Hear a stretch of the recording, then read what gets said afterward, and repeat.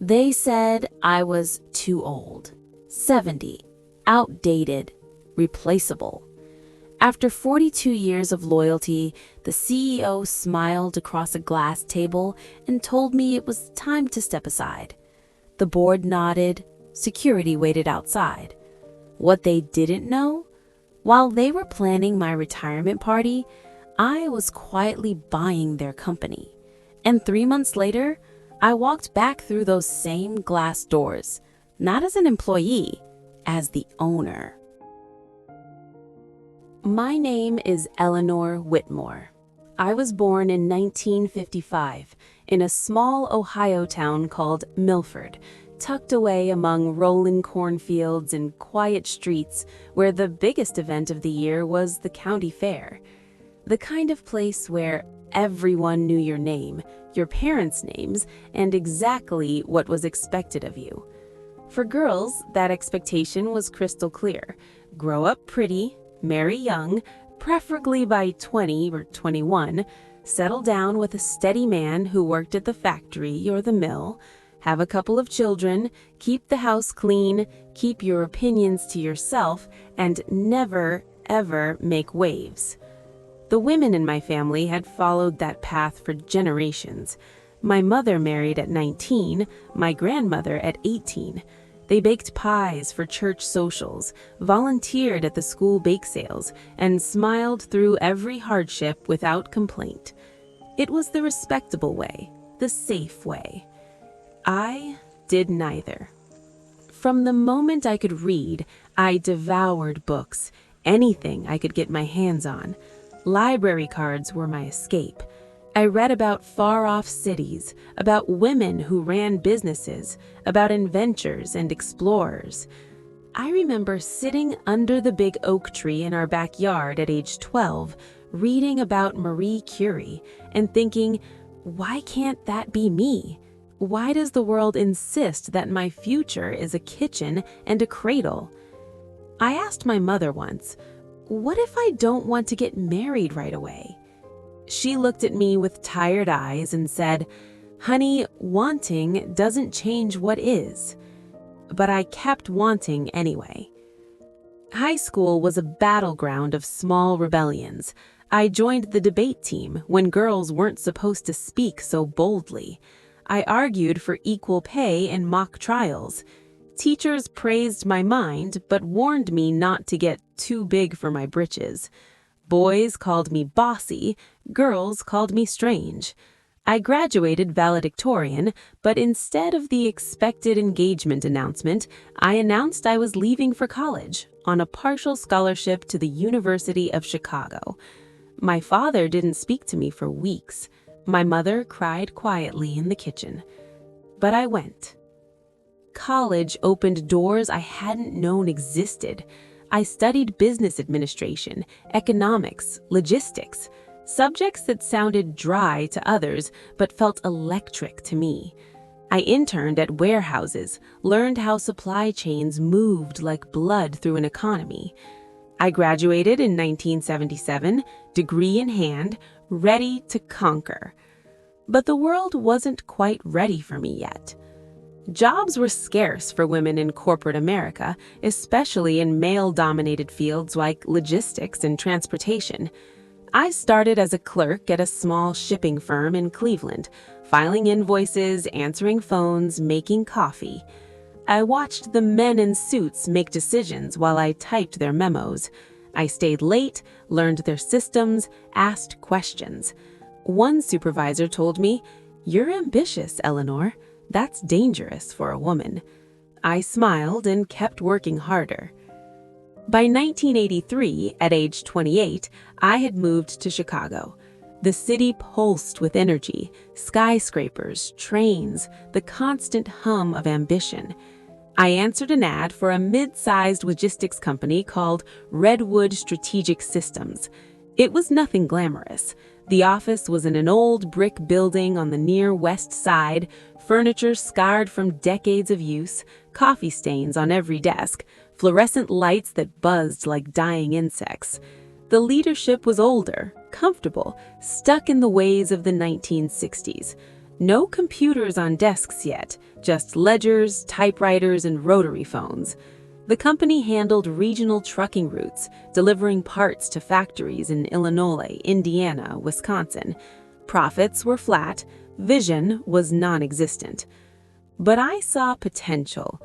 The moment I walked in for my interview, I felt it. The place was asleep, but it could wake up. I took the job as a route coordinator, planning truck schedules, negotiating with drivers, tracking shipments. Pay was modest, hours long, but I didn't care. I started making suggestions, small ones at first. Reroute trucks to avoid rush hour congestion, bundle shipments for efficiency, track fuel costs more carefully. Management listened, barely, but the changes stuck because they saved money. Over the next few years, I climbed. Slowly, painfully. I was the only woman in most meetings. Men talked over me, dismissed my ideas until a male colleague repeated them and got credit. I learned to speak louder, sharper, to back every suggestion with numbers. I earned an MBA part-time at night, paid for it myself. I trained new hires, many of them young men fresh out of college, teaching them the systems I'd helped build. Some of those interns later became directors. Some joined the board. I mentored them quietly, never asking for thanks. Decades passed in a blur of hard work. The 1980s recession hit hard. Factories closed, shipments dried up. Redwood nearly folded. I worked 80-hour weeks, renegotiating contracts, convincing suppliers to extend terms. We survived. The 1990s brought tech booms and globalization. Competitors adopted computers, barcodes, GPS tracking. Redwood lagged. I pushed for upgrades, convincing the old guard to invest in software, training programs. We modernized piece by piece. The 2000s, market crashes, 9/11, fuel spikes, mergers swallowing smaller players. Redwood merged 2 times, each time with bigger fish that threatened to dilute our identity. I fought to preserve our core, reliable, human-centered service. I missed vacations, anniversaries, birthdays. My marriage ended in 1998. He said I loved the company more than him. He wasn't wrong. Redwood wasn't just a job, it was my life's work. Through it all, I stayed sharp. At 60, I could still read a balance sheet faster than most. At 65, I led turnaround strategies that saved millions. At 70 in 2025, I was still the sharpest strategist in any room, analyzing data, spotting trends, mentoring the next generation. But age had become a liability. The old CEO retired in early 2025. The board, mostly men in their 60s and 70s themselves, wanted fresh blood.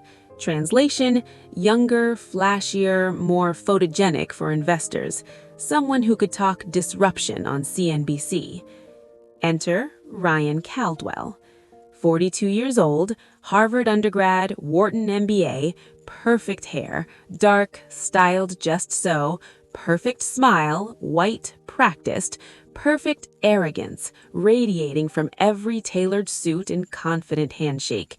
He arrived like a storm, promising to drag Redwood into the future. His first town hall was a spectacle, the auditorium packed with employees. Big screens flashing buzzwords, digital transformation, disruption, modernization. He paced the stage like a TED Talk speaker, gesturing dramatically. "We need to modernize," he said over and over. "The future is now. Legacy thinking won't cut it." Every time he said modern, his eyes drifted toward me, sitting in the 3rd row, arms crossed. I met his gaze calmly. He looked away first. I knew what was coming. It happened on a Tuesday morning in late spring. The email arrived at 7:42 a.m. Subject: Executive Strategy Alignment, Mandatory Attendance. No details, just time and place. Boardroom, 9 a.m. When I walked in, The air felt thick, too formal, too staged. The long mahogany table gleamed under overhead lights. Board members, 12 of them, sat along both sides, folders open, expressions neutral. Ryan sat at the head, hands folded, looking composed. A folder waited at my usual seat, thick, official-looking. I didn't touch it. I sat, crossed my legs, waited. Ryan cleared his throat, once, twice. "Eleanor," he began, voice smooth as polished stone. "First of all, we want to thank you for your decades of service to Redwood Strategic Systems. Your contributions have been significant." There it was, the corporate funeral speech, the prelude to bad news. I nodded once. "Thank you, Ryan." He leaned forward slightly. "But the industry is changing rapidly. We need leaders who reflect the future of tech logistics, agile, innovative, forward-looking." I let the silence hang for a beat. "And I don't?" He didn't flinch. "We believe it's time for you to retire. Not step down, not transition to an advisory role, retire. At 70. Despite exceeding every quarterly metric for the past 3 years, despite increasing profits 18% that fiscal year alone through careful cost controls, client retention, and strategic partnerships?" The board avoided eye contact. One member, an older man I'd known for 25 years, muttered something about natural progression and renewal. Ryan continued, warming to his script. "We've prepared a generous package. Pension enhancements, health benefits continuation, a consulting option if you'd like." I raised a hand, quietly. "With respect, Ryan, what exactly makes me unfit for the future?" He smiled, that perfect smile. "Eleanor, no one questions your past contributions, but with respect, you're a bit outdated." Outdated. The word landed like a slap, like software with expired support, like a device too old for the latest OS, like I was obsolete hardware to be recycled. I felt heat rise in my chest, but I kept my face calm. Years of boardrooms had taught me control. "I see," I said softly. Ryan glanced at the board. "We appreciate your understanding." Security arrived 15 minutes later. 2 guards in dark uniforms, polite but firm. They waited while I gathered personal items, a photo of my late parents, a small plant I'd nurtured for years, a few books on strategy. Younger employees watched from cubicles as I carried my box to the elevator. Some looked sympathetic. A few cried openly, interns I'd mentored, women who'd come to me for advice on navigating the boys' club. Others whispered. But I didn't cry. I smiled. Because what none of them knew, what Ryan didn't know, was that I had prepared for this moment years ago. Real power isn't in a job title, it's in ownership. 10 years earlier, in 2015, Redwood had flirted with going public. The board debated an IPO, full dilution, short-term thinking. I advised against it, quietly, in private meetings. "We lose control," I said. "We answer to quarterly earnings, not long-term health." They listened, partly, but I went further. I invested. Not directly, too obvious, through a private investment consortium called Lakeview Equity Group. On paper, Lakeview was just another institutional shareholder, anonymous, strategic, silent, a vehicle for patient capital. But I owned 37% of Lakeview, and Lakeview owned 28% of Redwood at the time. Over the years, through careful acquisitions during market dips, 2008 crash, 2020 pandemic sell-offs, we increased that stake. quiet buys, strategic partnerships, no fanfare. By early 2025, when Ryan fired me, Lakeview controlled 41% of voting power. With a few additional alliances, two major institutional investors, pension funds managing billions, one activist investor who owed me a favor, I could tip the balance. Ryan's reign was predictable. Aggressive cuts, veteran employees let go to reduce redundancy, departments outsourced to low-cost countries, flashy AI initiatives, press release gold, cash flow, black holes. Stock rose at first. Wall Street loves disruption. Then cracks appeared. Long-term clients, manufacturers we'd served for decades, left for competitors who offered personalized service, not algorithms. Employee morale collapsed. Turnover spiked. Quarterly earnings missed projections, 3 quarters in a row. Investors grew nervous, whispers of overreach. That's when Lakeview started buying more shares, quietly, strategically, at a discount. 3 months after my retirement, I hosted a private meeting at the Peninsula Hotel in downtown Chicago, a discreet suite on the 18th floor, heavy drapes, low lighting, coffee and pastries untouched. In attendance, 2 major institutional investors, pension funds managing billions, one activist shareholder known for shaking up sleepy boards, my legal counsel, sharp, discreet, loyal for 15 years. We reviewed financials, spreadsheets, projections. Ryan's decisions were destabilizing Redwood, cash burn high, debt creeping, culture eroding. Shareholders wanted accountability. I presented a plan, not revenge, reconstruction. Restore experience to leadership, rebuild culture, respect for tenure, not just youth. Refocus on sustainable growth, clients first, flash second. Then I made my move. Lakeview formally submitted a motion, vote of no confidence in CEO Ryan Caldwin, emergency board session requested. Ryan didn't see it coming. He thought I'd move to Florida to garden, play bridge, fade away. Instead, he received legal notice of a shareholder vote. Media picked it up within days. Headlines: Boardroom turmoil at Redwood Strategic Systems. Activist pressure mounts on logistics firm. Stocks fluctuated, down 7%, then up on speculation. Ryan scrambled. Calls to board members, promises, threats. But numbers don't lie, and I had them. The boardroom felt different this time. No security waiting outside, no retirement speech prepared, just tension, thick, electric. Ryan sat at the head again, but he looked tired, bags under his eyes, tie slightly asky. I sat opposite, calm, folder in front of me, no notes needed. The chair called the meeting to order. The vote was called, one by one.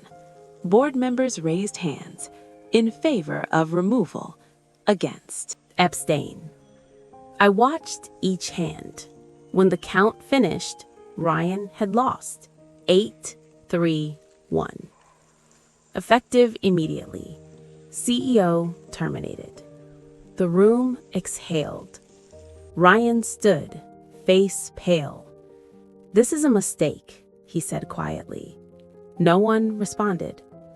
The following Monday morning, I walked back into Redwood's headquarters.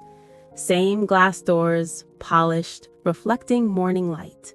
Same marble floors, cool under my heels. But everything felt different. Employees froze when they saw me crossing the lobby. Whispers spread like wildfire. "She's back." "No way."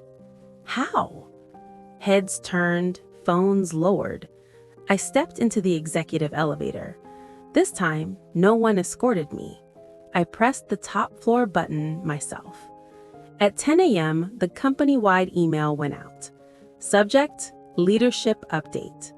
Body brief: effective immediately, Redwood Strategic Systems welcomes new majority ownership under Lakeview Equity Group. Interim CEO, Eleanor Whitmore. The building erupted. Cheers from some floors, applause echoing in hallways. Some cried, happy tears. Some who had mocked me in whispers avoided eye contact. Ryan cleared his office before noon. Boxes carried out quietly. I didn't gloat. I didn't celebrate publicly. But inside, there was justice. Quiet, deep satisfaction. Before he left, Ryan asked for a private word. We stood in the same boardroom where he'd dismissed me months earlier. He looked smaller somehow, deflated. "You planned this," he said, voice low. "No," I replied evenly. "I prepared for it." He shook his head. "You could have told me, and you could have respected me." Silence stretched. Then I added, "You didn't fire me because I was incapable. You fired me because you were insecure." He had no response, just looked at the floor, then turned and left. Over the next year, we rebuilt, rehired experienced staff, some who'd been cut, others who'd left in disgust, corrected reckless investments, shut down vanity AI projects, redirected funds to core operations, restored client trust, personal calls, site visits, promises kept. Profits stabilized, then climbed. But more importantly, culture changed. We implemented strong anti-age discrimination policies, clear guidelines, training for all levels, mentorship programs pairing young hires with veteran leaders, cross-generational teams. Innovation didn't require youth. It required wisdom, experience, perspective. 6 months later, I was invited to speak at a national business leadership conference in New York. Grand ballroom, thousands in attendance. My speech was simple. They told me I was too old at 70, but experience isn't a weakness, it's leverage. I told the story, not the revenge part, but the truth. Preparation, dignity, quiet power. The clip went viral. Millions of views on LinkedIn, YouTube, Twitter. Women across America shared their stories in comments. "You gave me hope." They tried to push me out too, at 52, at 58, at 65. Thank you for fighting back. It wasn't about revenge anymore. It was about dignity, about refusing to be erased. 2 years later, I stepped down. Not because someone forced me, but because I chose to. This time, I appointed a successor, a 45-year-old woman I had mentored for 12 years. Brilliant, balanced, respectful. She walked into meetings with confidence, never once calling anyone outdated. They said I was too old. They said my time had passed. But here's the truth. You don't age out of power. You age into it. And sometimes the greatest comeback isn't loud. It's ownership.